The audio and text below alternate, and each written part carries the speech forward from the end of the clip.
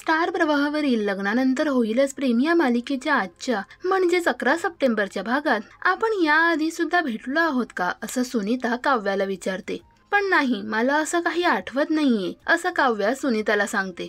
नंतर सुनीताला आठवतं की काव्या आणि जीवा तिच्या कॅफेमध्ये अनेकदा आलेले असतात आणि तेव्हाच तिने त्या दोघांना तिथे पाहिले आणि ती मानिनीला सांगते की काव्या आणि पार्थ अनेकदा माझ्या कॅफेमध्ये आलेत। हे ऐकून मानिनीला पण आनंद होतो। तर तितक्यात पार्थ तिथे येतो आणि सुनीता त्याला जीवा समजते। तेव्हा पार्थ म्हणतो की मी जीवा नाही पार्थ आहे आणि पार्थ तिथून निघून जातो।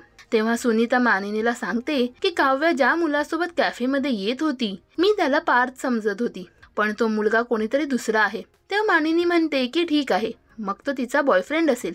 काव्या आणि पार्थचं लग्न कोणत्या परिस्थितीत झालंय हे तुला माहिती नाहीये, त्यामुळे तिचाही भूतकाळ असू शकतो। तेव्हा सुनीता मानिनीला सांगते की काव्याचं अजूनही त्या मुलासोबत अफेअर सुरू आहे। आजही ते दोघे भेटले, हे मी माझ्या डोळ्यांनी पाहिले। हे ऐकून मानिनीला धक्का बसतो।